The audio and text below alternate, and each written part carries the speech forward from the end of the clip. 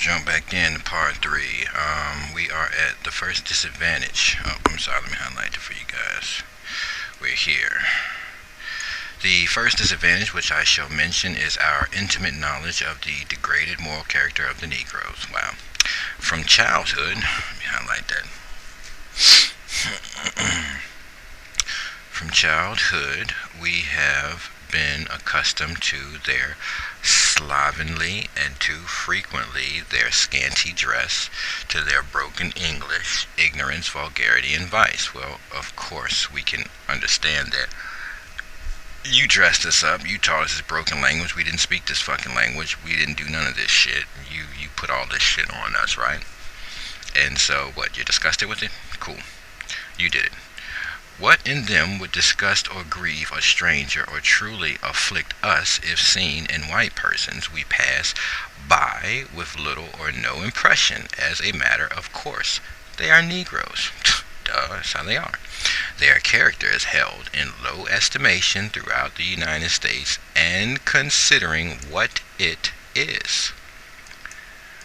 Not without reason, for that character cannot be esteemed, which in itself is not estimable.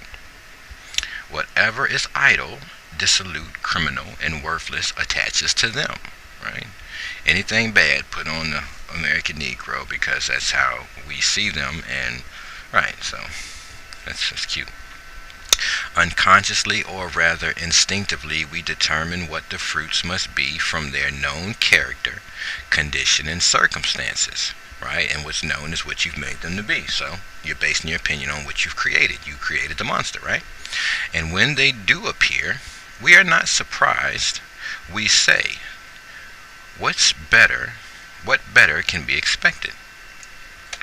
How are we going to go here? Such a general corruption of morals as would blast the reputation of any white community is known to exist among them. And yet, how unaffected are we by it? Right? And you live there with them, so you're not affected, right? Put them across town or in projects, right? Indeed, the habit of our mind is to consider them in a state of moral degradation, right? So, an emotional, moral is just an emotional condition. That's all moral is, an emotional condition. So when you see moral degradation, what they're basically saying is a degrading emotional condition, right? And again, you put the American Negro in a degrading emotional condition. Alright, to expect little that is truly excellent and praiseworthy, and to feel lightly and to pass over as well as we can what is revolting in them. Now, this is important. This is important. So let's just deal with this for a second. Alright, so let's see if we can understand exactly. To revolt is to again electrify something, rekindle a flame, right? So internally, you're constantly being electrified. You're constantly rekindling a flame, right? There's a burning desire growing on the inside, right? And this can easily be explained. For instance, you take the zoo, and Brother Cat Williams is famous for this, so y'all should know Cat Williams. What did he tell you about the lion, right? Matter of fact, he could say it so much better than me, but I don't think I can actually post that in this video, without having some form of issues. But, you guys know the show where Cat Williams is talking about the lion in the cage, and he's sitting there chilling, and everything's peace and love, and everything 100. And there you come by, and you look in the cage at the lion, like, ooh, it's a lion, it's so cool. And you ain't got no idea that lion is still a lion. Right? No matter how many times you breed him in that environment, it's in the blood. He is a wild animal, right? And you give him some meat, right? Think about this. You, the American Negro, are in the cage like the lion. That's all Cat Williams was trying to tell you. You niggas is the niggas in the cage. You the lions in the cage. He was trying to tell you. I hope y'all got that, but if you didn't, I'm just going to break it all down. You're in the cage. That's where you American Negroes are. And they feed you. Right? You're prisoners of war. You captured the lion, you put him in a cage. He's now your prisoner. right? He's your prisoner. And then you feed him, you give him what he needs, you give him a roof over his head, you give him a way to take a bath every now and then, you don't want to get too close to him because, he eat your ass up. And, you feed him, and so everything is good. You get to look at him and exploit him and so on and so forth. But you can't forget he's still a lion. And it's in his blood to just be a lion. So you equate that to the Negro, the American Negro. It's just an American Negro. You came over here and you took him out of his element and you brought him into the cities and you caged him up. You know what I'm saying? You cage him up and put him in harsher conditions when you put him in prison. You know what I'm saying? So just understand it from that point of view. So you understand that lion wants to be free, and equate this back to the Negro. Right? What you fail to realize is all the revolts you get from the Negroes in the projects is because they just want to be free. It's not like they wake up every morning thinking they want to fucking chew your fucking head off. The lion that's something easy for him to do. The lion's in the cage. He knows that that's something easy, but I don't even care about that. I just want freedom. If you free me, I could give a fuck. Open the door. I ain't even gonna fuck with you. Once you open the door up, I'm gonna look at you. Did this nigga really open the door up? Shit, I don't know. He might be setting me up. Lion gonna think you gonna try to shock him. But if he see that you back away from the cage, shit, that mug going on his way. He ain't thinking about you. Again, the American Negro. Ain't nobody thinking about you motherfuckers. Just want to be free. The same. Look at the lion in the motherfucking zoo. It's the same thing as the American Negro in these goddamn cities. You got us in America, in your motherfucking zoo. This is your zoo. You motherfuckers really need to be in cages because y'all do some wild shit. Let's just be honest. Not all of you. But you know the ones that do that wild shit. Have no fucking regard for nothing and just do wild shit. And I'm not putting this on everybody. That's not how the fuck this goes. You call it as you see it. You know what I'm saying? But monkey see, monkey do. Ain't that your favorite phrase? Well, if you keep showing the monkey shit, the monkey gonna start imitating the shit, right? Ain't that what you say? So, yes, you do see. You got us in a fucking cage, and you keep teaching us cool little tricks. You think about cage fighters, and again, I'm talking your head off, but this is just how it's gonna roll. Fuck it. You talk about cage fighters, right? Well, where did that shit really start? That's right. It started back in slavery. You pit little boys and men against each other, for scraps, and they would have to fucking fight each other, right? And they would fight each other to the fucking, come on, man, y'all seen Django. Right? And Django was just giving you a little bit of a taste of what the fuck was going down. You see what I'm saying? You taught us to do this sick shit. And we're in a fucking zoo. We're in a cage.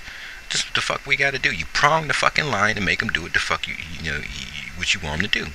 And his fucking reward is that scrap of fucking meat. But every fucking night, internally, he's revolting on the inside. He just wants to be fucking free. Come on now, we can go to the goddamn monkey movie, huh? What's the monkey movie? Planet of the Apes, right? With Caesar. Caesar was a smart motherfucker, huh? Hint, hint. You call him a fucking monkey, you put him in a cape. That was one smart damn gorilla, huh? Isn't that what it was? Funny how you put shit out there. But let's continue. I'm going to end this with 104. Again, this is going to be in sections because I know I talk too much, but it is what it is. So let's keep on getting it. So right here.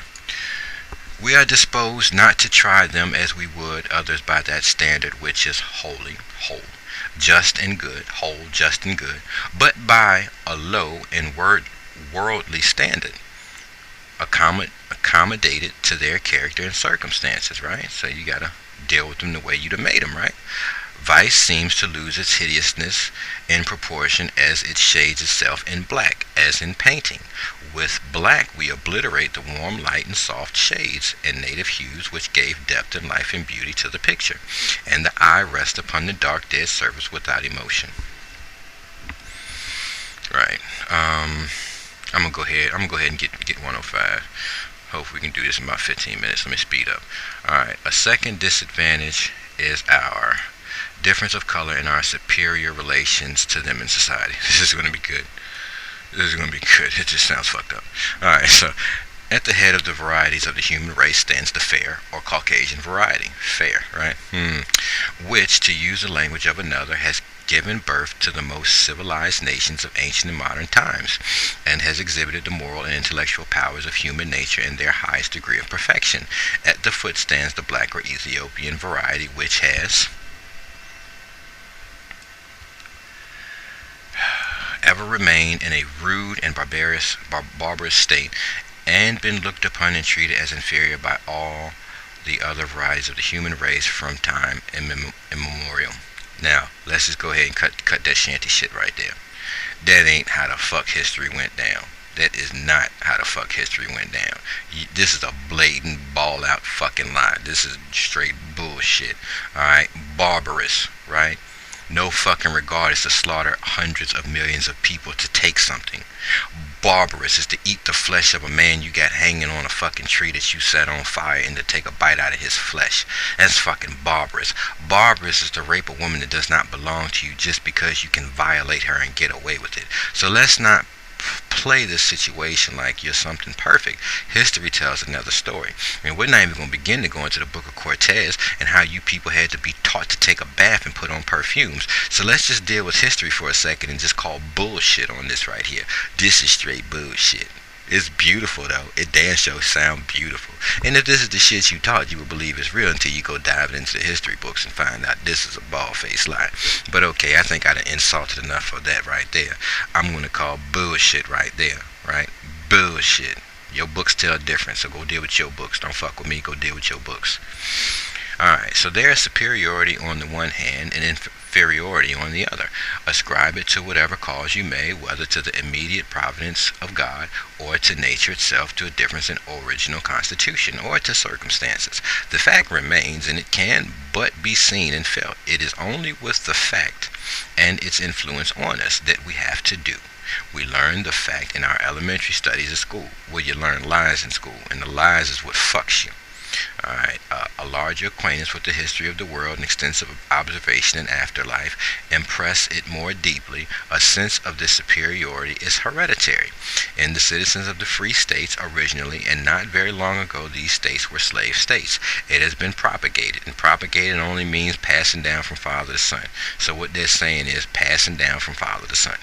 It has been passed down from father to son and exhibits itself in the manners and customs and on all the face of society there.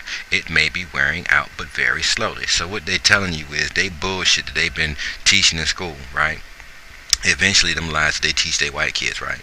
Because this is what they're talking about. It's going to catch up. It's 2016. Motherfucker, it done caught up. It done caught up. You got to understand. Wearing out very slowly. All that shit passed down from father to son. All them bullshit stories, right? We know who the Cowboys was. Wonderful stories that got told, but we know the truth of that. So all that bullshit then got caught up and then caught up to us in the year 2016, and now your sons and daughters have to learn that you ain't do nothing but pass down bullshit lies because the fucking history books state that every fucking thing you said was a bald-faced lie. Don't deal with me on that. Deal with your own history books. This shit is common. You can type any goddamn thing up I say. Ain't even no fucking point because I put you in my library and I put you to the books. It's right there at your fingertips. I don't make this shit up. I read it. Alright? So this shit'll catch up to you. And just understand that you pass these lies down to your children. Alright? So your children have inherited your sins, and that shit goes back to your book. You know, I'm just pointing that shit out. Go look at your shit and understand what you done passed down to your children. So let's continue. And I'm going to have to cut it right here so this video ain't too long.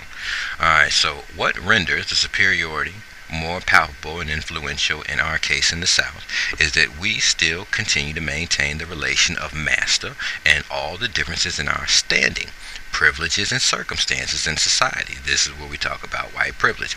It's right there. Alright, created by that relation, custom, and in law. So white privilege is set up through customs and by law. There is consequently superiority on the one side and inferiority on the other, in almost every point of view. But as we are masters, so are we managers, right? Managers.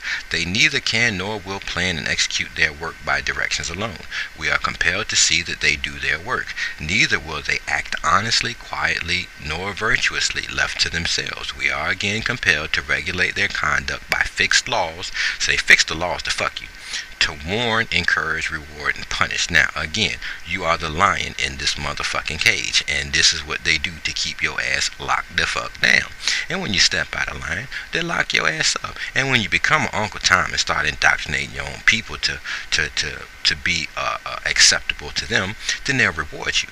You look at your rappers and your singers when they rapping that bullshit. The master or the manager. I'm the record company manager. I'm the manager of this rap artist. We take it straight to a job. When you're on the job, right? If you become a good yes sir man, they'll take you and move you on up, right? They'll make you a supervisor because you're a yes sir man, right? And you'll tell your own people, you'll punish your own people. You know what I'm saying? You go back to the quote unquote slave movies, right? They always got the yes sir man Negro, American Negro, the yes sir, beating his own people, right? And if you beat them, I sure is gonna reward you. I'm gonna make sure you got some nice things, right? So that's their system. It's the conduct by fixed laws. You see what I'm saying? All this stuff is just how they manage the tiger or the lion in the cage, in the jungle, not the jungle, in the cage. So I mean, it can't be no more clear. And again, all this is showing you is how they did it and how they can be prosecuted for what they did. Because at this point, all you're hearing me read is what they did. This is what they did. It's worthy of prosecution. That's all it's saying. And this is their shit. I'm just reading it. Anybody can Google this shit and pull this shit up. You don't even got to, because you can go straight to the public library and pull the shit up and read it for yourself. But again, Samuel Sewall said the things that they have done to these people, take more care in buying and selling the horse than these people, is worthy of capital punishment. I didn't say that. I read it. This shit was being said back when this heinous shit was going down. This is worthy of prosecution. This is not play. This is the real fucking deal. This is what they did. Alright, so you look at Black Lives Movement again, 2016. You look at everything that's going on. Now they done got themselves in a predicament. And now all their fucking history's coming out. And their history puts them in a very awkward place. But we'll continue that in the next reading.